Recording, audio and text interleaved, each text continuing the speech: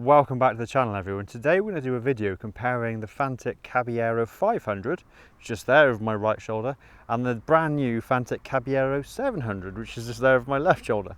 Now, both bikes are styled very similar. Basically, Fantic have brought out a newer version with the Yamaha CP2 engine, but the MT-07, Tracer 7, that motor plugged into the kind of scrambler styling.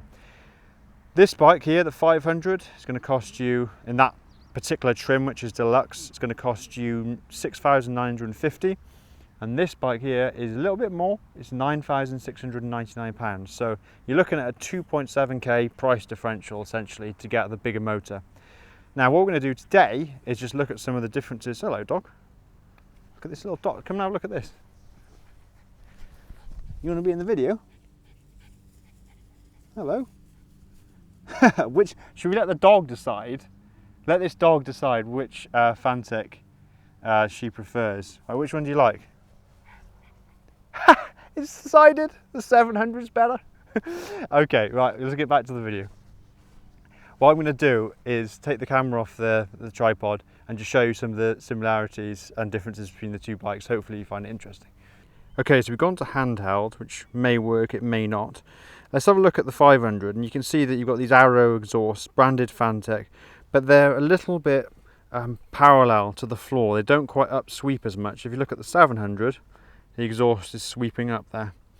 Looking at the back of the bike, you've got some similarities in the fact you've got a 19-inch wire-spoked wheel with the Pirelli Scorpion SDRs.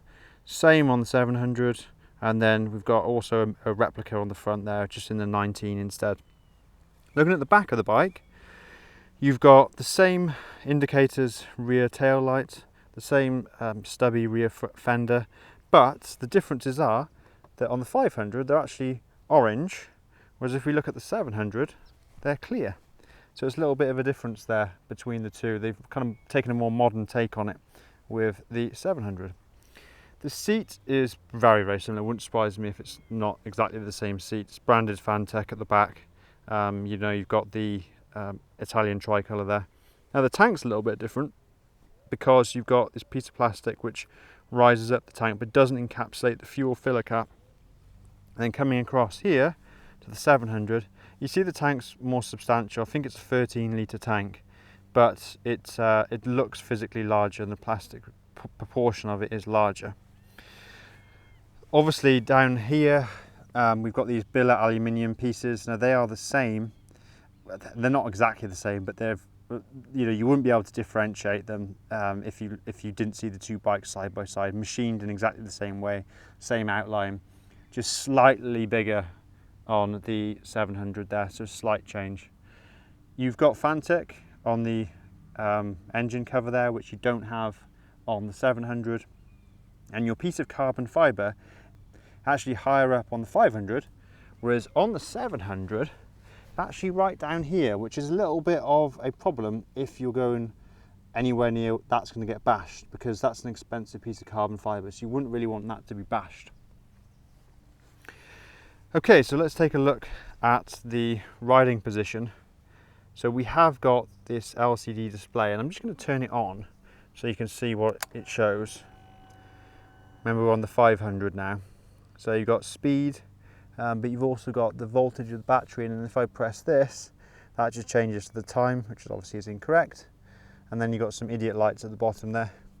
And you've obviously got this fuel light here. Now, most people say the fuel light's quite useless on many bikes, not least the Fantic. So it might flash up yellow, you might need more fuel, you might not. Whereas, I messed up that, whereas, if you come across to the 700 and turn the ignition on here, you'll see everything just looks a little bit more swish, a little bit more upmarket. You've got a TFT, it's nice and rounded, so you've got that effect of a retro shape. Proportionality is very retro, but it's super modern in the fact that it's all TFT, nice bright colours and everything. You probably can't see that easily here, but it does look pretty flash. Okay, the bars are the same. They do feel a little bit wider on the 700. On the grips and the bar ends, you've got the same domino. Obviously they're black here and brown over there, but that's just that deluxe model. Here we've got a kind of a plasticky switch gear. Now it's bigger on the 700, so I'll just show you so we can compare. It's slightly more substantial, and then you've got these buttons to change the on-road, off-road, or change the ABS, turn it on and off.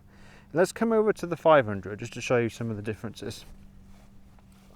So on the 500, switchgear does look a little bit smaller. I wouldn't say it looks any worse or better. It just looks a bit smaller in kind of proportionality. It takes up less room on the bars. And looking at the other side, obviously you don't have some of the same tech features on the 500. Now these mirrors, whilst we're here, are super fancy because you've got the ability just to move them like so. And so if your bike's in a shed or something and you don't want to bash it, just refocus please, yeah. And you just do that, and then you're ready to ride again. So that actually works quite well. One thing I didn't mention is the brakes. On the 500 you've got Bi-Bree, which is by Brembo, so it's basically a subdivision, a low entry point Brembo brand, so it's by Brembo, Bi-Bree, in a kind of a old off gold colour. And then if you come over to the 700, it's totally different here. You've got the full-on Brembo front and rear, and what they've done is increase the size of the front disc. Notice the disc is also rounded, it's not wavy like it is on the 500. So you see, it's wavy there, and it is smooth or round here, and it's also a 330mm disc up here on the 700, more substantial. Let's have a look at the front mudguard. So there you've got it. It looks a little bit more streamlined, I'd say, quite more basic on the 700, because if you come over to the 500, you see that they've actually incorporated this little strut here. So this is one piece of alloy, and then you've got this strut here which makes a really nice mudguard support there. So I actually quite like that. I think they should have kept that from the 500 onto the 700. Okay, let's have a look at the front perspective of the bike. So on the 500 you've got a really interesting front LED headlight with this central portion here, which is where the main spread of the beam comes from, and then you've got these 5 little spots, which I think looks amazing. That's a real kind of standout feature of the 500. But if you come over to the 700, it actually looks a little bit more normal. You've obviously got this piece here which frames the headlight, makes it look a little bit sort of fuller. But overall the headlight I think looks better over there on the 500. Now, final point, let's look at the engines. So when you look at the engine of the 700, it does look substantial, it looks bigger proportionally as part of the overall mass of the bike. And as a result of having a bigger engine, they've also developed the frame. So if you look from the head tube here, you've got this big spar that comes down and it's cross braced, and then you can see the frame, it's hidden all in here. This is the piece where the passenger foot pegs come out on as well. But it looks more substantial and it draws your eye a little bit more. So let's just scroll back. Scroll. Let's just walk. We're in the wild now. Let's walk back. And then looking at the 500, obviously the frame is a lot more light and kind of discreet. So you've got this spar under here, and then it all links up here to this single spar as it comes up and works its way towards the headstock tube, whatever that's called, that piece there. And then the 500, it's actually a 450, and so the engine actually looks a little bit kind of neater. It's sort of tidied away inside the bike. It's not the main feature. Whereas if you look at the 700, bang, that's the bike. You know, you've got this massive engine putting out 74 PS, and over here you're at about 40. So there is a big difference. One subtle feature, which if you are looking at the comparison between these two bikes, is that the gold on the fork here is actually very gold, if that makes any sense. It's got quite a lot of luster to it, and then if you look over here, it's slightly more like an old gold. Now you wouldn't really notice that unless you compared them side by side, but there is a little bit of difference. Obviously you've got Marzocchi branded there, whereas you don't have that on this one, even though they look almost identical, the same fork. Both are non-adjustable. If you look up top here, both non-adjustable. So let's zoom out and just take a quick look at finally at the two bikes. This is the Fantic Caballero 700, 13 litre tank, 74 PS, and it's going to cost you 9,699. Just sweeping over, this is the 500, and it's I think 40 horsepower thereabouts. It's got a cricket sat on its seat. Your bike may not include that. And it is £6,950, so it's 2.5 or 2,700 less. And the final thing to say is actually the weight of the two bikes. So you're looking at 155 kg for this one, for the 500, and 175 for the 700.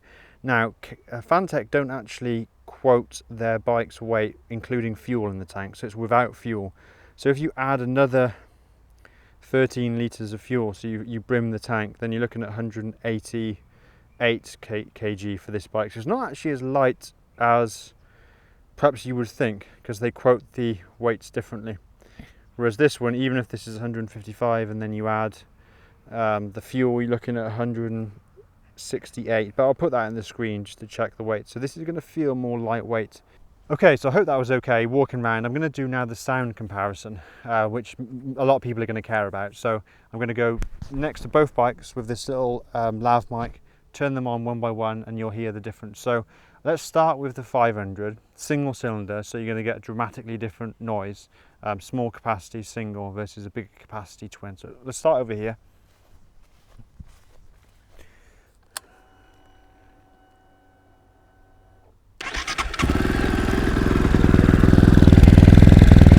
Okay.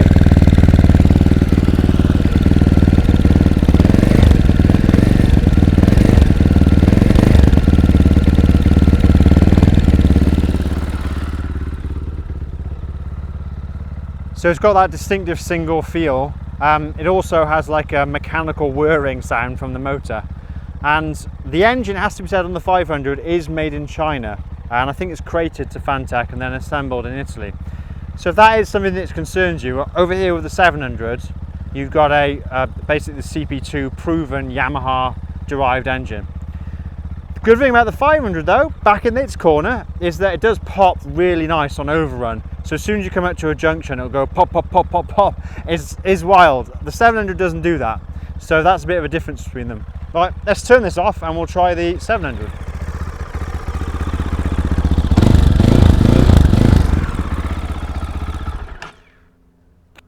Quiet is restored. Now let's try this bike.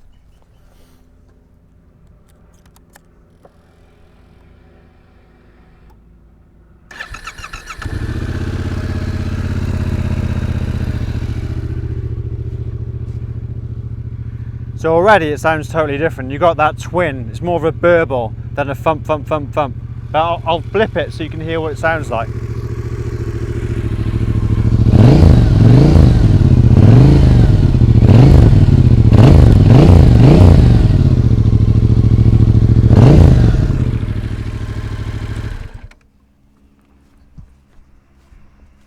Now, the 700 does sound a lot more meaty, and they've done work on the intake and the exhaust, totally redesigned it with the help of Arai, so that basically your intake noise and your exhaust note is different to an MT-07 basically. Alright guys, well I might go out for a spin on one or both of the bikes, and I'm just going to get a feel for it. Last row the 700, so I'll probably take out the 500.